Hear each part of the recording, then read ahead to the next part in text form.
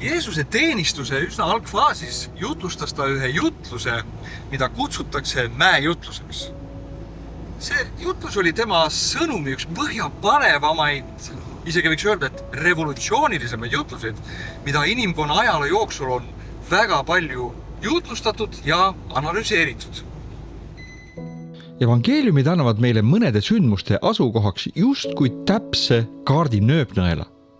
Teised Jeesuse jalajäljed ei ole nii täpsed, kuid nende sündmuste toimumise paika võime määratleda kirjelduse järele. Otsides Jeesuse mäejutluse mäge, kus ta enam-vähem võis seda jutlust jutlustada, saame hea vihje piirkonna maastiku topograafiast. Evangeeliumid annavad meile Jeesuse mäejutluse kuulajate arvuks ligikaudu 5000 meest, peale selle naised ja lapsed. Loo juures hoidkem meeles tõsiasja, et 2000 aastat tagasi ei olnud Jeesusel helisüsteemi ja traadita Sennheiser mikrofoni. Nii oli vaja Jeesusel leida mäenõlv, mis toimiks tema hääle peegeldajana, et sõnad jõuaks tuhandete kuulajateni. Ja otsides leiamegi üles selle mäe, mis tegi piiblis kirjeldatud mäejutluse praktiliselt võimalikuks.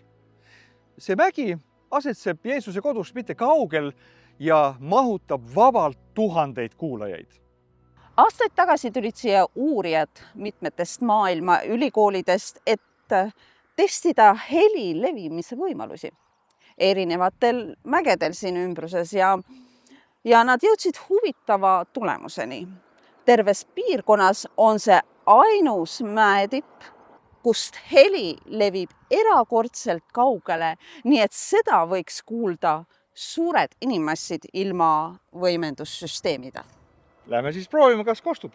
Lähme. Ja otsides leiamegi üles selle mäe, mis tegi piiblis kirjeldatud mäejutluse praktiliselt võimalikuks. See asetseb Jeesuse kodust mitte kaugel ja mahutaks vabalt kirjeldatud kuulajate arvu. Paljude antiikaja amfiteatrid kasutasid heli levimise seina, kust sõnad põrkusid publikuni. Mõnda aega arvatigi, et Jeesus pidi olema mäe all ja nõlv oleks heli peegeldajaks. Kuid see ei läheks kokku Matteuse kirjeldusega, kes ütleb, et ta läks üles mäele ja kõneles sealt kuulajatele, kes olid temast allpool mäenõlval. Aga kui Jeesus nägi rahvahulki, läks ta üles mäele ja istus sinna maha. Ja kui jüngrid olid tema ümber kogunenud, avas ta oma suu ja õpetas neid. Jeesus asetas oma jüngrid endale niisi kaares ümberringi tema lähemale, sest ta tahtis, et nemad kuuleks igat sõna väga täpselt. Kuid vaatame korraks loo tausta. Mis piirkonnas on see mägi? See on Naftali ja Sebuloni kunagine pärandimaa territoorium. Kui assüürlased vallutasid Põhja-Iisraeli kuningriigi, viisid nad siit kogu kohaliku rahva asumisele, deporteerides siia võõra paganarahva. Seetõttu hakatigi siinset piirkonda kutsuma paganate Galileaks. Et läheks täide, mida on räägitud prohvet Jesaja kaudu. Sebulonimaa ja Naftalimaa, mereteel, sealpool Jordanit, paganate Galilea, rahvas, kes istub pimeduses, on suurt valgust näinud ja neile, kes istuvad surmamaal ja surmavarjus, neile tõuseb valgus. Paabeli vangipõlvest naastes asustasid juudid selle piirkonna, kus me praegu siin asume, alates Hattini sarvedest, mööda järve kallast kuni Betsaidani, oma külade ja linnadega. Kuigi enam ei eksisteerinud 12 Iisraeli suguharu, sest ainus alles jäänud suguharu oli Juuda suguharu.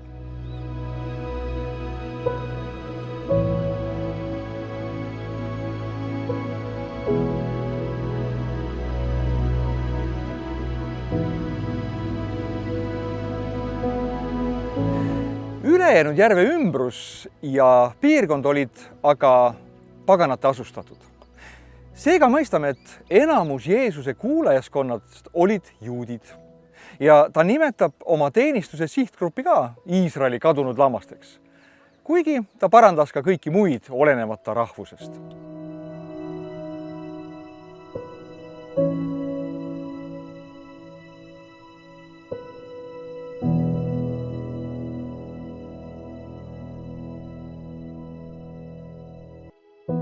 Kõige põhjalikumalt kirjutas mäejutluse üles Matteus.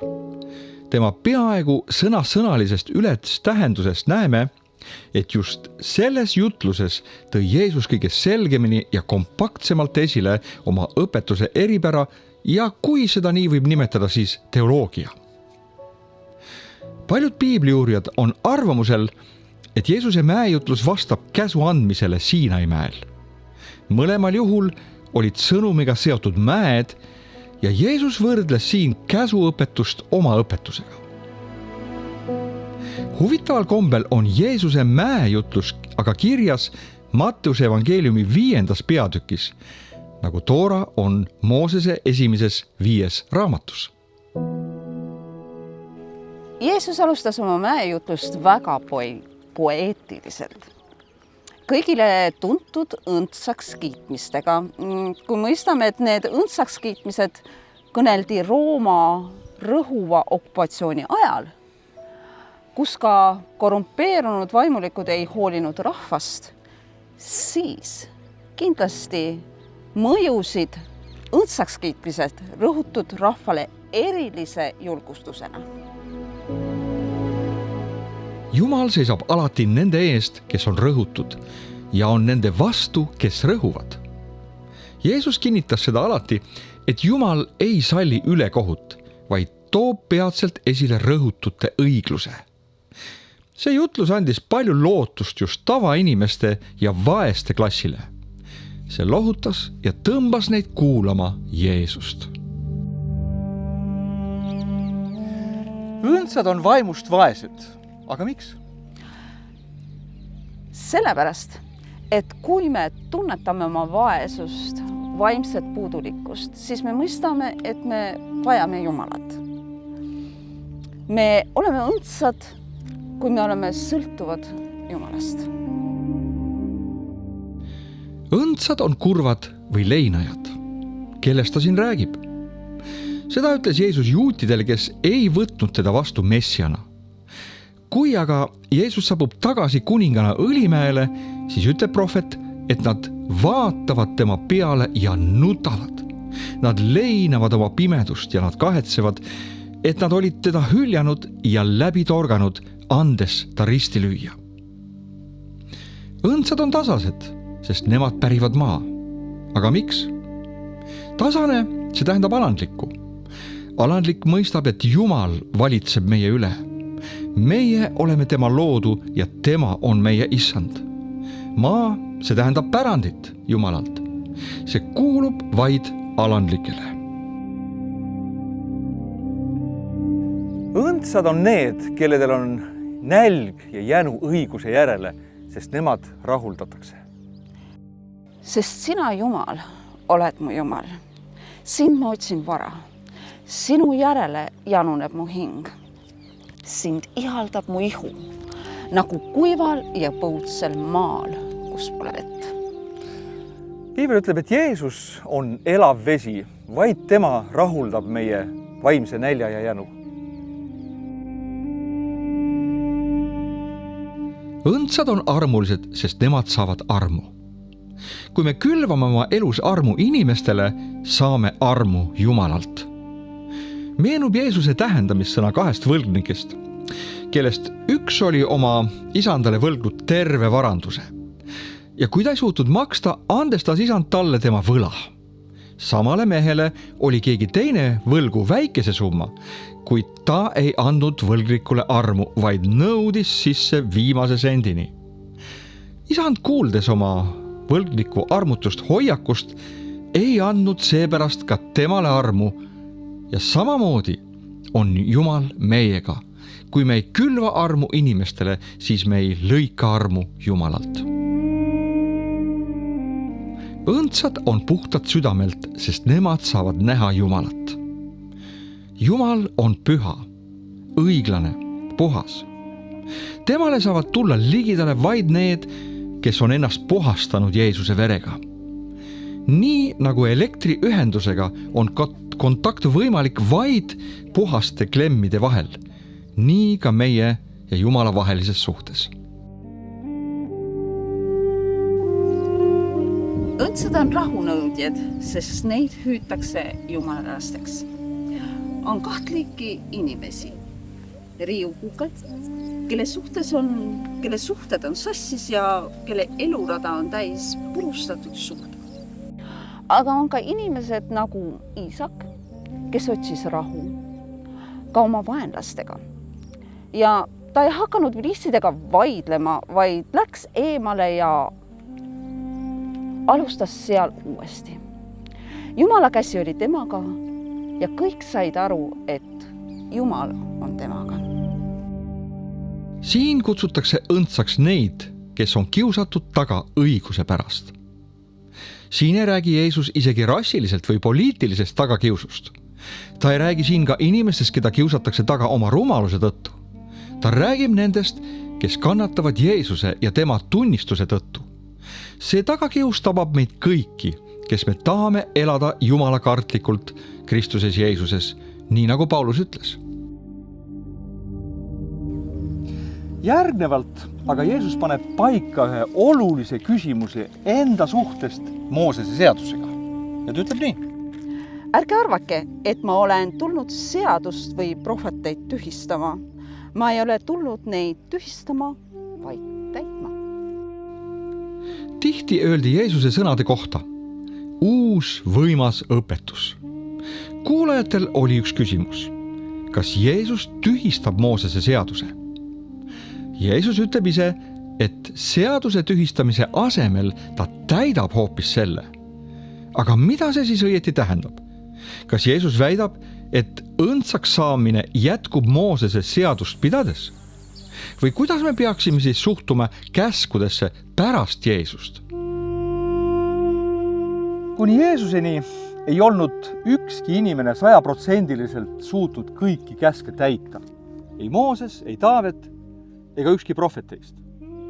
Jeesus kuulutas järgnevaga, et tema on esimene inimene, kes täidab kõik käsu seadmise nõudmised. Ja nii ta tegigi. Ainult see inimene, kes täitis kõik käsu nõuded, sai võimeliseks lunastama inimkonda patu ja surma meelevallast, mille tõi Eedeni käsu rikkumine. Kes nendest 5000 kuulajast oleks võinud aimata, et nende ees seisabki mees, kes tõesti teeb seda, mida ta just väitis? Kes neist oleks võinud aimata, et temast saab viimane vereohver, mida on vaja uue ja parema lepingu tegemiseks Jumala ja inimeste vahel? Tänapäeval ollakse arvamusel, et käsuseaduse aeg oli väga raske ja inimesed ei suutnud seda täita. Kuid kas Jeesus tuli ja tegi selle meile kergemaks? Lugedes mäejutlust, näeme, et Jeesus tegi asjad mitte lihtsamaks, vaid hoopiski raskemaks. Jeesus ei lasknud latti alla, et me sellest suudaksime üle hüpata, vaid tõstis selle hoopis palju kõrgemale. Jeesuse õpetus oli palju kõrgema standardi ja moraaliga kui Moosese seadus. Näiteks, kui Tooras oli abielu rikkumine patt, siis Jeesus ütles, et abielu rikkumise patt algab peale juba siis, kui mees vaatab naise peale teda himustades. Jeesus ei lasknud latti alla, vaid nagu ütleb Hesekel, ta kirjutas oma seadused meie südamesse ja andis meile oma vaimu, et me suudaksime seda täita. Kõige radikaalsem kõikidest Jeesuse pommuudistest mäejutluses aga oli see.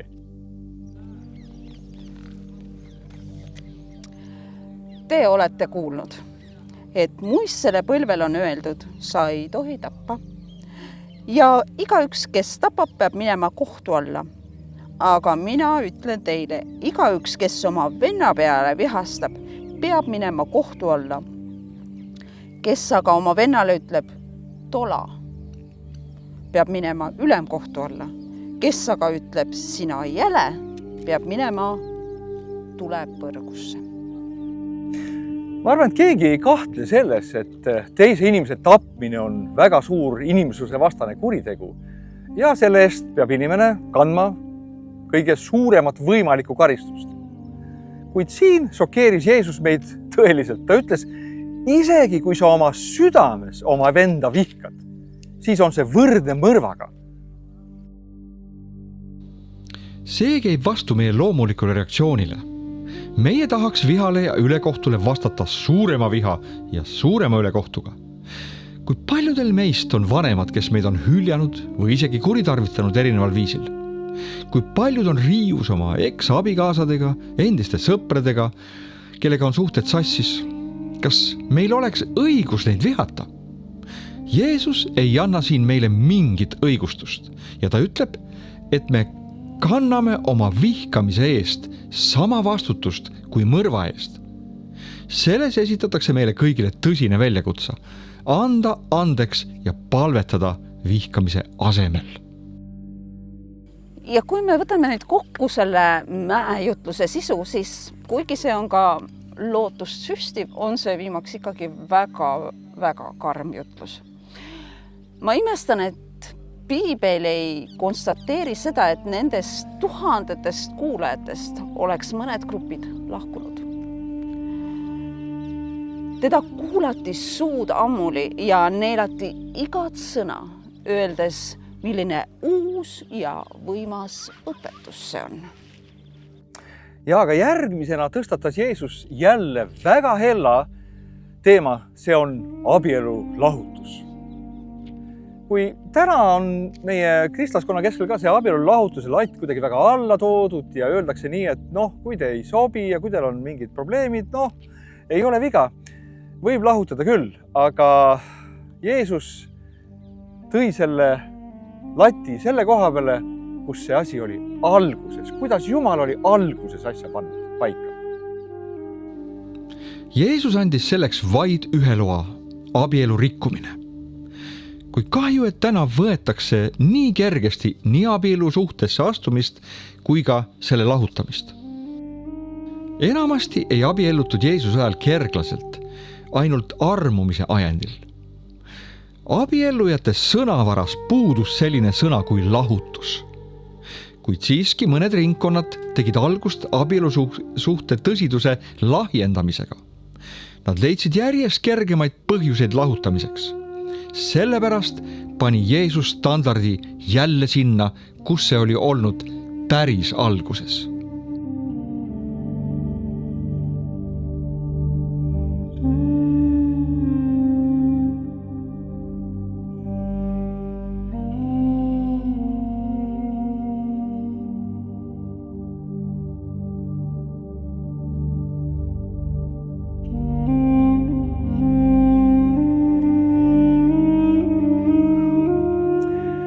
Järgnevalt aga peatus Jeesus 3 tegevusel, mis annavad inimesele sellise, ütleksime nagu vaimuliku kuulsuse. Need on andmine, palvetamine ja paastumine. Kõigi nende 3 on meil kiusatus oma elus näidata avalikkusele, kui suured andjad ja palvetajad ja paastujad me ikkagi oleme. Kuid Jeesus lasi meie uhkuse õhupalli siin mäejutluses susinalt tühjaks, öeldes, te võite teha neid 3 asja vaid nii, et seda näeks ainult Jumal ja mitte inimesed. Muretsemine meie igapäevaste vajaduste üle, eks see ole meisse nagu emapiimaga juba tulnud. Kuid Jeesus tõi näiteid meile lilledest ja lindudest, kes ei muretse, kuid on Jumala poolt ehitud ja varustatud. Selles küsimuses andis Jeesus meile suurima võtme. Olgu Jumala riigi edendamine ja see teema meie südames esimene. Ja küll siis Jumal annab ja hoolitseb kõige muu asjade eest ise. Veel jutlustas ta palve väest, isast, kes tahab meie palveid kuulata ja täita. Ta annab meile seda, mida me palume otsides ja koputades. Ta hoiatas, kuulajaid valeprohvetite ees, kes paistavad välja nagu siirad usklikuid, kuid on vastupidi kiskjad hundid. Jeesus lõpetab mäejutluse näitega 2 mehest, kes ehitasid maja. Iisraelis ringi liikudes on huvitav seda näha, kuidas ehitatakse maju. Siinne mullakiht on palju õhem kui meie maal ja selle all on kalju. Muld tuleb eemaldada ja kaljusse tuleb raiuda selline sahtli moodi tasapind. Siis võib sellele julgelt ehitada maja ka siis, kui see on järsul mäenõlval. Kui vihmaperioodil voolavad jõulised veeojad mööda mägesid alla, siis kalju peale ehitatud maja jääb kindlalt püsima. Kas pole see hea pilt meie elust? Kui me ehitame kergemeelselt, viitsimata näha vaeva ja kaevata kuni kindla pinnaseni, siis ilusa ilmaga, kui me elus pole raskuseid, on kõik justkui väga hästi. Kuid kui tulevad rasked ajad, siis selgub, kes on vaeva näinud aluse rajamisega ja kes mitte.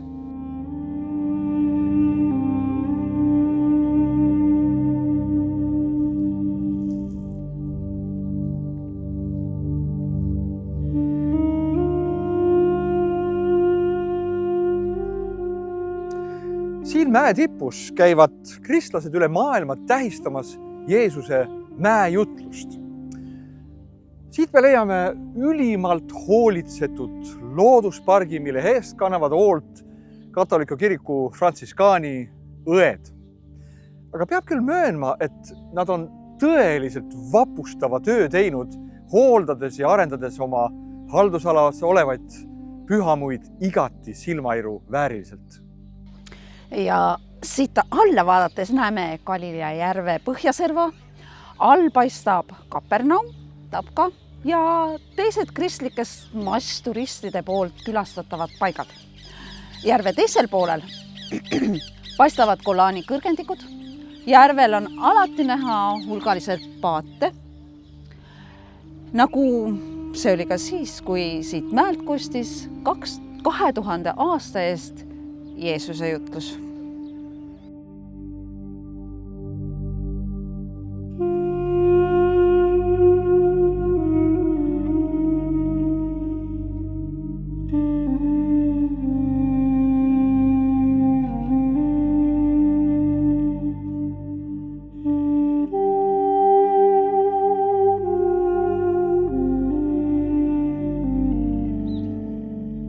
Keskmine pühapaik sellel mäel on aga õndsakskiitmiste kabel, mille arhitektiks on Itaalia munk Antonio Barlucci.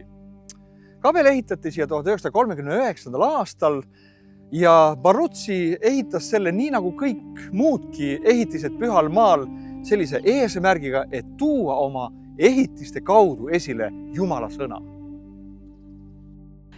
See kabel siin on kristlik pühapaik, mille sisemuses sa ei tohi tuua kuuldavale ainsatki sõna.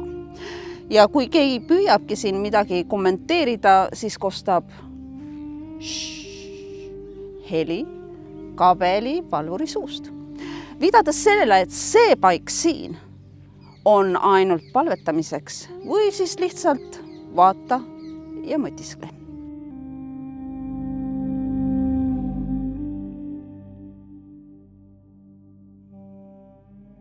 Selle kauni ehitisega on seotud ka suur vastukäivus, mille Iisraeli riik tõstatas, kuna kabeli ehituse rahastaja oli Itaalia diktaator Benito Mussolini, kes oli fašist ja liidus teise maailmasõja ajal Natsi-Saksamaaga. Kabel aga iseenesest on väike, kuid vapustavalt ilus, valmistatud Itaaliast transporditud marmorist ja kombineeritud kohaliku lihtsa basaltkiviga. Selline materjali kasutus osutub Jeesusele, kes tuli alla luksuslikust taevast ja sai lihtsaks inimeseks. Täiuslik materjalide tähenduse kombinatsioon. Kabeli mosaiikpõrandal on kirjutatud 7 inimese voorust. Usk, lootus, armastus, tasadus, õiglus, meelekindlus, mõõdukus. Laes on jällegi klaasist vitraasaknad 8 õndsakskiitmisega, mis osutavad eri ilmakaartesse. tavalistes kirikutes on aknad kõrgel üleval, et lasta sisse valgust, kuid siin on aknad asetatud inimsilmavaate kõrgusele, et nendest näha hurmavat vaadet Galilea järvele ja teistele Jeesuse korda saadud imede paikadele.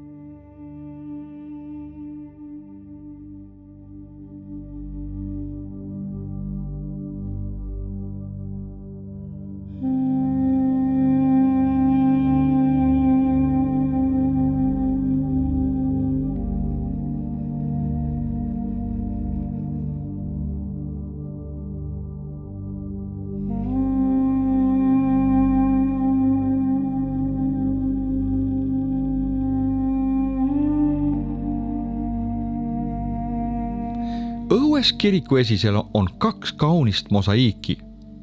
Need seonduvad samuti õndsaks kiitmise temaatikaga.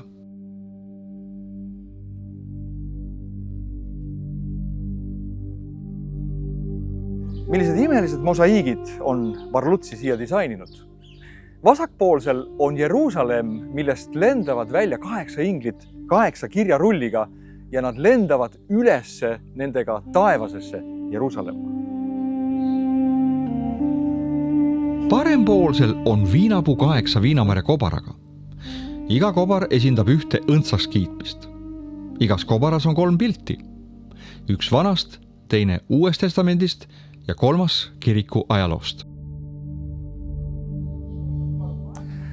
Lahkume sellelt kaunilt mäelt, mis on kui pärl Galilea mägede kees, millelt kajasid 2000 aastat tagasi Jeesuse kõige olulisema jutluse sõnad, mis on tänaseni jõudnud miljonite südamesse üle kogu maailma.